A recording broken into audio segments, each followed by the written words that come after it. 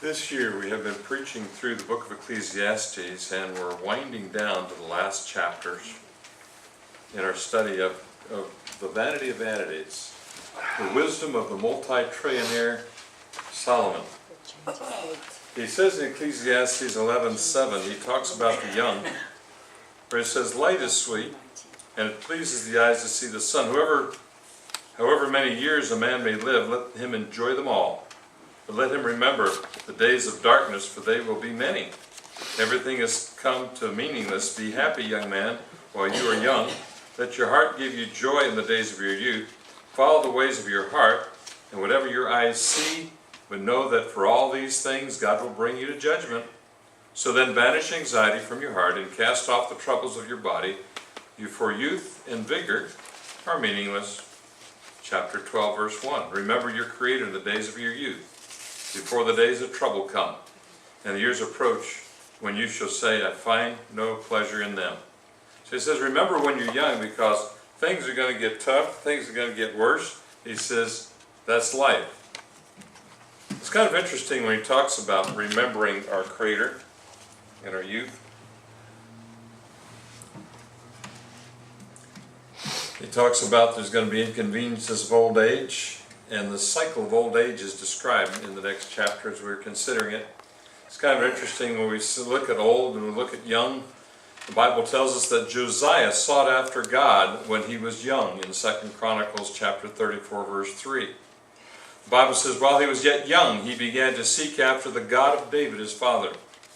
Timothy was told in 2 Timothy chapter 3:15, "And that from a child thou hast known the Holy Scriptures, which were able to make thee wise unto salvation through faith, which is in Christ Jesus." Timothy did not have a Christian dad. He had a godly grandmother and a godly mother.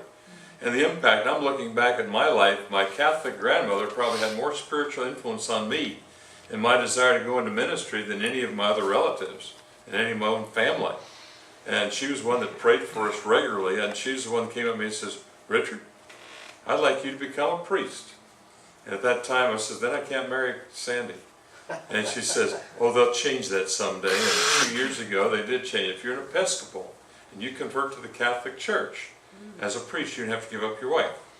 So they've changed all that, and Grandma prophesied that years and years ago when the Catholic Church changed that you can now eat fish on Friday, or you eat meat on Friday instead of fish. You know what we eat every Friday thereafter in our house? Fish anyway. I mean, just because the papacy, and we got into that discussion about this prayer about the Pope changing the prayer and all that stuff, and lead us not into temptation. And I talked to a Catholic lady at one of our Bible studies Monday morning, and says, "What's your take of it?" She says, "I'll continue praying it the way I've always prayed it. I'll give him respect, but they're going to do what they did on Fish Friday. They're going to continue eating fish on Friday, even though he changes it. You might change it for the young, but you're never going to change it for the old." It's kind of interesting when he talks about remembering our Creator while we're young.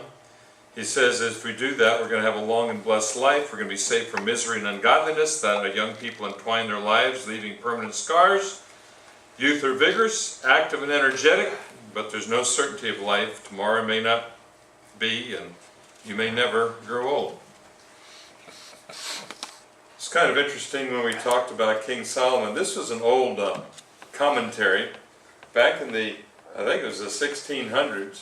It talked about King Solomon's portrait of old age, wherein is contained a sacred anatomy, both of soul and body, a perfect account of the infirmities of age incident to them both, and of those mystical and enigmatical symptoms expelled in the former verses of the 12th chapter of Ecclesiastes, and here paraphrased upon and made plain, and to a mean capacity, whatever.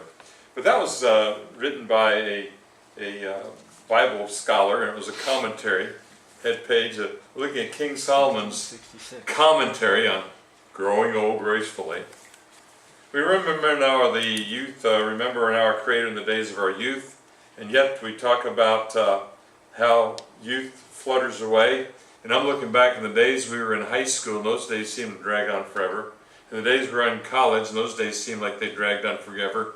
But now they're just a glimmer, just a glimpse, just a little flashbulb of memory.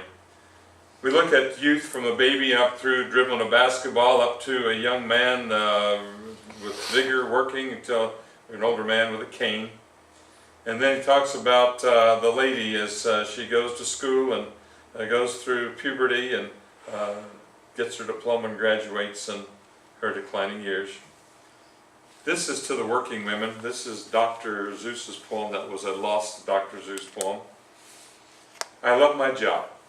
I love my job, I love the pay. I love it more and more each day. I love my boss, he is the best. I love his boss and all the rest. I love my office and its location. I hate to have to go on vacation. I love my furniture drab and gray and piles of paper that grow each day. I think my job is really swell, there's nothing else I love so well. I love to work among my peers. I love their leers and jeers and sneers. I love my computer and its software. I hug it often, though it won't care. I love each program and every file. I'd love them more if they worked a while. I'm happy to be here. I am. I'm the happiest slave of the firm I am. I love this work. I love these chores. I love the meetings with deadly bores. I love my job. I'll say it again. I even love those friendly men. Those friendly men who've come today in clean white coats to take me away. They come and take me away, ha ha, take me away, ho ho, to the funny farm where life is gay all day. There is a life cycle. We talk about birth, growth, maturity, decline, and death. And in this we have infancy, child, youth, the adult. Then we have the empty nest. And I'm seeing that even in our family, as our grandkids are no longer in kindergarten, and our grandkids are no longer in grammar school. I mean, they're all in high school, and two of them are in college.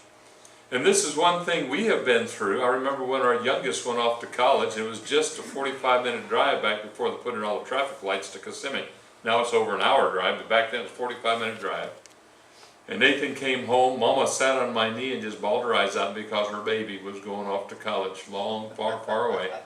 45-minute drive. And we went to this program. I remember we went to this program, and it was sponsored by one of the churches, and we had a parent dinner for the alumni, and we went. It was on a Friday night. Then I had it all out of my system. I was ready to get on with chores and yard sales, and I had to go to work on Saturday. So he said, I'm going back Saturday. They got another program out there. Why? Trying to let go of that youngest son, Nathan. Now, how old is Nathan? 47? 46 years old. I'm in the empty nest. And then I know our daughter-in-law and daughter, as their kids are growing up and going to college, one's first year college, one's second year college, and the other one's going to go to Mississippi State when they move from California. And she's going to be in a dormitory, so many hours drive away from the Tennessee border and from home. And the nest is becoming an empty nest, and both are going to see that extra bedroom they had for the extra kid is going to be a guest room. It's going to be whenever the family's home for the holidays. And they're going through that transition. You've been through that transition yourself as all the kids grow up and leave the nest. And then you wonder, do I downsize my house, or do we make our house bigger because whenever they come home? But if you make your house too big, they come and stay. So you don't want to make it too big. But we talk about, reaching the empty nest and then retirement, and we're at that level of retirement. And I remember the other morning after having some crazy days, up early in the morning, breakfast, and Sandy taking care of Donna's funeral arrangements down at the casket store and all that other stuff. Thursday, we decided to have breakfast in bed, just watch a movie. And we did, Thursday morning. I says, how's it feel to be retired? It's great, But our Mondays can be just as busy as our Sundays. But this is the life cycle. How can I make sense of life? Remember our Creator. And when should we remember our Creator? When we're young, before troubled days come. And he talks about when the keepers of the house tremble and the strong men stoop. When the grinders cease, talking about the teeth failing. Because they are few, and those looking through the windows grow dim, so the eyes are growing dim, and the doors to the street are closed, and the sound of grinding fades, and the ears are failing. You can't hear the grinding wheel anymore. And I know Sandy says, can't you hear that traffic on that highway right behind our house? We put up a double fence, so I put up a hedge, and we put up double pane windows. I don't hear that traffic on the street anymore. Good. And she says, well, is it the double pane? And my wife says, I still hear it. Don't you hear it? No, I don't hear it anymore. And I got a bad ear. You know, when you sleep with your good ear in the pillow and your bad ear out, you don't hear nothing when you're sleeping at night. And so the traffic going these stores, you know, these big old semi trucks going to Publix and going to the stores all up and down our 4-lane highway down here. We don't hear them anymore. But it says the sound of the grinding fades when men rise up at the sound of the birds. Now notice we're getting up earlier and earlier. Sometimes I'll wake up 4 o'clock in the morning and can't go back to sleep. So I get up and read a book, read the newspaper, catch a video, and then I fall asleep in the middle of the video. 9 o'clock is... But all their songs grow faint about the sound of the birds. And we had this chirper, we called him Chirper. He'd be in this bush right outside our window. And for every spring or every winter, he'd summer in that, or he'd winter in that big old evergreen bush we got right outside the window. And he was an automatic alarm clock. Chirp, chirp, chirp, chirp, chirp, chirp, chirp. And I met Sam, I said, well, Chirper's back. And he'd be singing to us every morning right outside our bedroom window.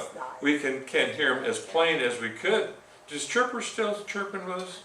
Haven't had to chirp him, but he did that for year after year after year after year, unless the old chirper upped and died or got, you know, a cat got him or something. But I remember he was gone for a few years, and then Chirper came back a few years ago. And there was more Chirp, unless it was the son of Chirp or the daughter of Chirp. But I don't know what it was, but he talks about their song grows faint. When men are afraid of heights, here's when you're getting up on a stool and the kids say, Grandpa, stay off the ladder, stay off the roof, and stay off the stool, or you're going to fall down and break something. So we're afraid of heights and of dangers in the streets. And I remember Mom got paranoid, and she said, I don't go outside because I'm scared of those neighbors next door. When the almond tree blossoms, that's the gray hair, and the grasshopper drags himself along, and desire no longer is stirred. And then man goes to his eternal home, and the mourners go about the streets. When should I remember my Creator? Before old age sets in, and as the mental facilities deteriorate, senility often accompanies old age, and walking can become an effort. I think that's what he says about here. I remember, you know, I've got to tell my wife I'm getting forgetful, don't get on to me. Maybe we got more stuff going on in our life than we had before. Our life's more complex. Because we got a lot of things going on. I mean, I'm coordinating 5 worship services. And leaders for, and the music people for, and the preachers for. And between Glenn and I, you know, we're covering, 4 Bible studies now, and trying to get all that coordinated and put together. And so life is kind of complicated, and then we just kind of wonder about all that. And he goes on to say that eating food can become more challenging, and our eyesight becomes poor and poorer, and we fear going out. I mean, I've noticed our older people just don't get out at nights anymore, and as it's getting out here, you know, we're having a singer coming in such and such a night. Well, we're not coming because we don't drive it. We'll have the daughter drive you. And I talked to the care home. It says, we're having these special singers coming at Northside. You're going to crank up the van and bring your folks over. Well, our folks right after supper change into pajamas and stay in the room. They don't get out at night. I mean, I just had this conversation last week with one of our care homes. It'd be neat to have the extra guests. They don't go up. But then he talks about your hair changes color. Yep. But you know, one thing I've noticed, some of our peers did not tint their hair. They had the gray, and they look 10 years older than Sylvia and my wife. And so whenever you tint your hair, you got my permission. But sometimes folks say, I love the gray. I'm just going to enjoy my old age and not go let Clairol take over. But among our peers, my wife looks, I mean, they think we're in our young 60s. Yeah, I'm 70, she's 71. Sylvia, I married a woman older than me. Yeah, I mean, I married a woman. She's an underclassman in college, but I married a woman older than me. They call them cougars. When should I remember my Creator? We got value and respect for older people. Show our fear of God by standing up in the presence of elderly people and showing respect for the aged. That's Leviticus 19:32. When should we remember our Creator? In our youth. And you who are young, be happy while you're young, and let your hearts give you joy in the days of your youth, he goes on to say.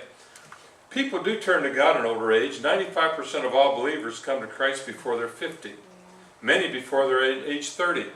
And this is what happened. I noticed in the church 20 years ago, they got this thing about, okay, everybody's going to become a Christian before age 30, and we're going to change worship to cater to everybody under 30, and if you old people don't like it, tough. And there's a book came out, and I got a copy of it, and I'm reading through it, and I found it again. I read part through it. I'm going to start reading it again. They stole our church. They did. What happened to the hymn books? The hymn books set a time where people could play and sing four-part harmony. Now people don't necessarily sing four-part harmony. Now the leaders get up to lead song service. They're the ones who know the tempo of the song. Nobody else can sing with them. Yep. So you're being entertained. Whereas, are the old days coming back? I remember when our choir leader, Tim, said, "Hey, good news, choir! The old hymns are coming back!" The only thing is you won't recognize them. Because they're going to change the whole thing. And I know some folks, they deliberately do not come to the worship service until after the song service is over. We do the same thing at convention. The music's got so loud at convention, we show up after the song service is over. I mean, I'm either taking my hearing aid out or turning it down to comfort zone, where we can even stand it, where you don't have the resounding resonance in your brain, and they're not making more noise than they are harmony. But this was an attitude where they said 30%, you got to reach the people before they're 30, or you got to reach them before they're 15. So they started this upward bound basketball and upward bound sports and outward bound for the youth outreach, because you got to get these kids before they're 15, or it's too late. And I know some of the Smith family adopted some kids that were 15 and 16 and 17, and they thought that was the right thing to do, and it was a grief, it was a lot of grief and trial to them, trying to raise up kids after they've already been raised wrong. But in this process of, you don't work with, then we read in the newspaper, you know who the greatest majority is now? It's the, what do they call the generation? Millennials. No, the millennials, It's not a the millennial. millennials. No, what's our generation called? 20 to 30. The baby boomer Us. is the largest growing population in America. Wow. You know who the baby boomers are? Us. We who are in the 60s and 70s. The baby boomers are that. I was not born. And when we were at convention, they said that most congregations will only do good. There's about, they figured in this day and age, 20 years per generation, most churches are only going to reach about 3 generations. They're not going to reach 5 generations. Wow. So you pick your generation. And me and Glenn, we're going to cater to the 60s, the 70s, and the 80s, and the 90s, and the 100-year-olds. And guys like Tim Tompkins and Rick, they're going to appeal to the 30s, and the 40s, and the 50s, and the 60s. And the younger college-age guys are going to appeal to, the high school guys and the college age, and maybe the young marrieds. But most congregations today will not reach 5 generations. Wow. Most congregations reach 2 generations. In our ministries here at Northside, we are reaching 3 generations, from 40 to 100. And that's our generation. Who's in their 40s? Rick and Ella, but they're not here. When should I remember my Creator? People go to their eternal home, and mourners go about the streets. Remember Him before the silver cord is severed, and the dust returns to the ground it came from, and the spirit returns to the God who gave it. You who are young, be happy while you're young, but know that for all these things God will bring you into judgment. Ecclesiastes 11:9. People are destined to die once, and after that to face judgment. Hebrews 9:27. People look at Hebrews 9:27, they don't understand that's simplicity about end times. I mean, people study end times, and they're really into prophecies and all the other. And yet, I talk to some of these folks that study a whole lifetime in prophecy. They say, oh, the world's going to get better and better and better and better, and Christ is going to come again and reign 1,000 years, and then final judgment. Others say, oh, the world's going to get worse and worse and worse and worse, and Christ is going to come again and reign 1,000 years, and then final judgment. And a few of us say, well, Jesus is going to come again, then final judgment. And but he says people are destined to die, and after that, face judgment. And that's simplistic. That's a simplistic gospel. The Bible tells us in John 11:25, I am the resurrection and the life. He who believes in me will live, and even though he dies, and whoever lives and believes in me will never die. Do you believe this? Why should I remember my Creator? That's our Christian hope of the resurrection. We want to acknowledge the truth and accept the correction and admit the supremacy of Scripture, as Scripture teaches us. We have the story about Abraham and Sarah, and here's a woman in old age. You know what God said? Hey, Mary Barker, you're going to have a baby next year. Yeah, right. And she'd laugh. Ha, ha, ha, ha. And the angel said, Sarah, did you laugh? Oh no. Liar, liar. Oh, not me, Lord. I didn't laugh. Cat's on fire. Your child's name is going to be Isaac, and his name is going to be laughter because you laughed. And because your laughter, you can get pregnant when you're 90 years old. And you're going to have a baby. And she was. Yeah. And you look at Elizabeth and John the Baptist's daddy. Yeah. Zechariah? Yeah, Zechariah. They were Zechariah. He's an old man. And she was buried. She was Passed up there. Expect a baby next year. Yep. That's all we don't need, do we, Sally? Another baby. Let's enjoy the kids and the grandkids and the great-grandkids. Yep, we do. Abraham breathed his last and died at a good old age, an old man and full of years, and he was gathered to his people. You like that for a testimony and headstone? He breathed his last and died at a good old age, full of years. He was gathered to his people, Genesis 25:8. Now on the back pew, Jeff Larson comes up with this cartoon. He says, your teeth are store-bought and as white as the hairs on your head. Song of Solomon for seniors. Now all has been heard. Here is the conclusion of the whole matter. My master's wife Sarah has borne him a son in her old age, and he has given him everything he owns. Both these women are 80 years old. Oh my goodness. Your daily choices determine how your future will unfold. Joe Dispenza. Both 80 years old. That's amazing. She works out. The one on the right-hand side, she's the one that works out, and the one on the left, she's in a rocking chair all day. This is what the Lord Almighty says. Once again, men and women of ripe old age will sit in the streets of Jerusalem, each with cane in hand because of his age. Zechariah 8 verse 4 talked about Israel coming back to the promised land, rebuilding their temple, rebuilding their walls. And he says, and this was some of the blessing that came with the city, the older people. Once again, there'll be older men and older women sitting at the Cracker Barrel, rocking in the chair playing checkers. Once again, older men and younger women will be sitting in the pews of the church. Once again, the older men and the older women will be sitting there in the park benches down at Munn Park, each with a cane in their hand, being blessed with the full light. But don't forget the cane in the hand to keep you from falling because of old age. Why should I remember my Creator? God has a purpose for each of us. Fear God and keep His commandments, for that's the whole duty of mankind.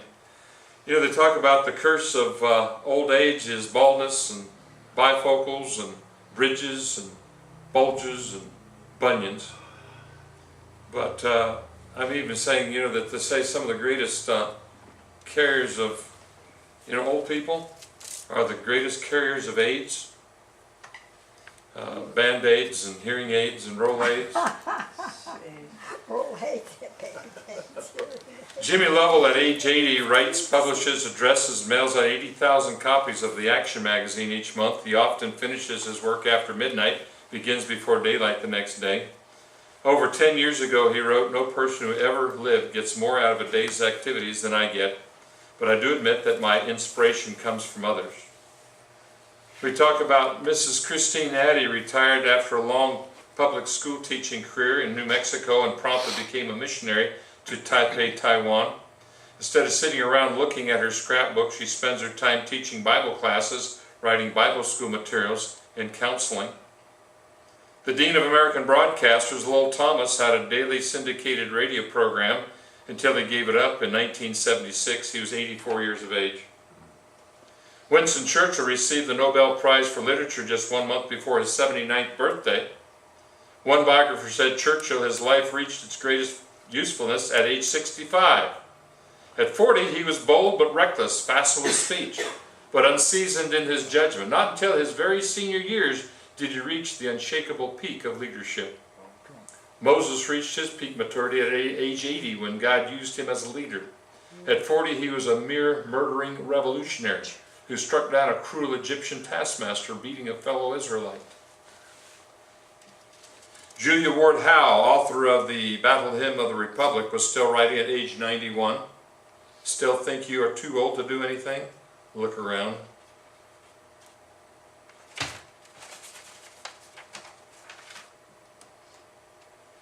I can live with my arthritis, my dentures fit me fine. I can see with bifocals, but I sure do miss my mind.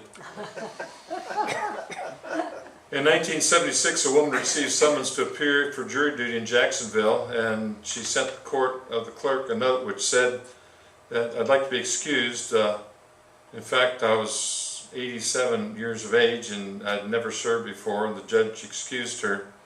But that was the poem that was attached to the letter about I'm missing my mind. At 80 years of age, Mrs. May Leggett of Sherman, Texas, continued to teach the class of 4- and 5-year-olds as she had for the last 43 years. In his 80s, Preacher H.N. Soliday wrote to me desiring to help in the preacher training program in Pennsylvania.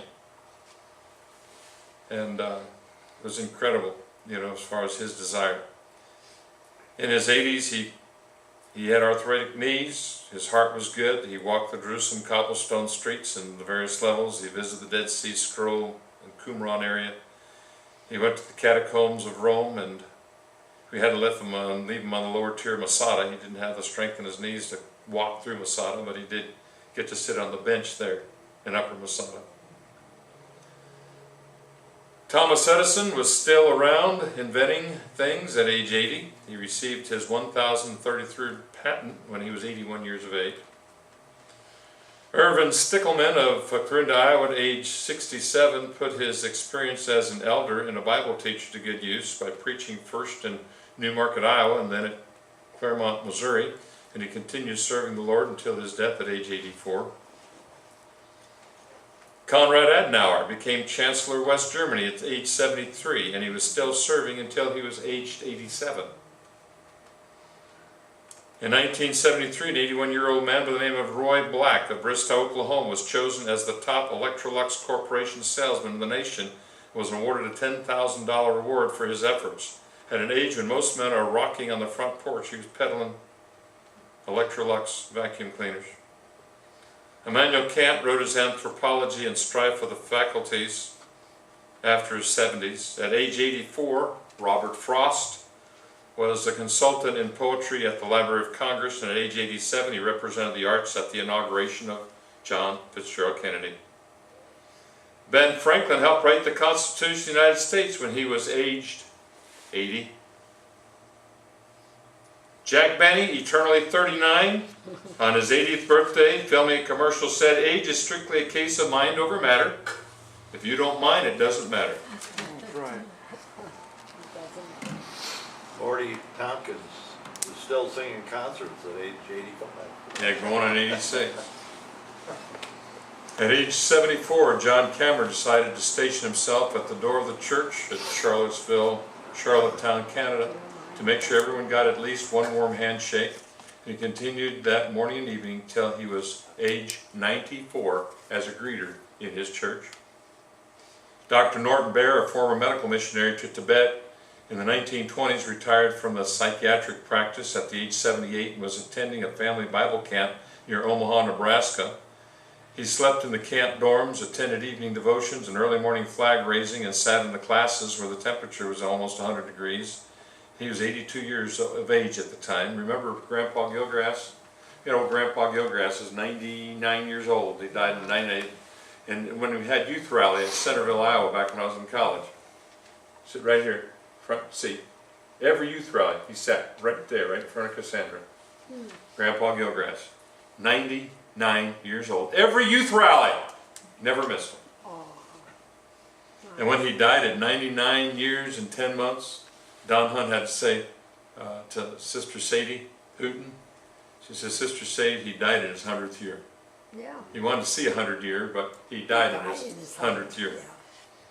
Maybelle, age 102. Sandy went up there to fetch her. She was late for church over here at Grace Manor next door.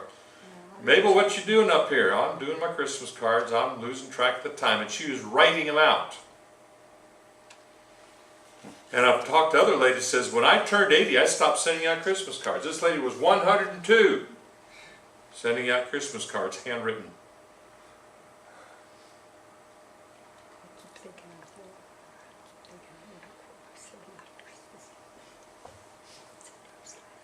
In Ecclesiastes chapter 12:5, he talks about how your blood thins and your lungs cease to breathe and all motion ceases and the heart stops its pulsating beat and the body, the house of the immortal spirit, is no longer tenable. And the soul takes its flight into the eternal world. Man goes to his long home, his eternal home. Mourners go about the streets. Funeral arrangements are made. The preachers contacted. Singers selected and appropriate songs picked.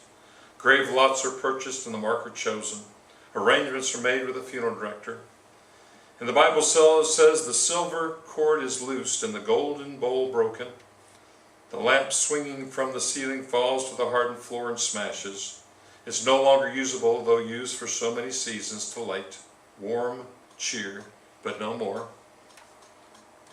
The Bible goes on to talk too about the pitcher broken in chapter 12 verse 6. And the wheel, the windlass, is broken. As the old oaken bucket, now tossed aside, the crank handle is broken, and the draw rope is rotted and frayed and useless.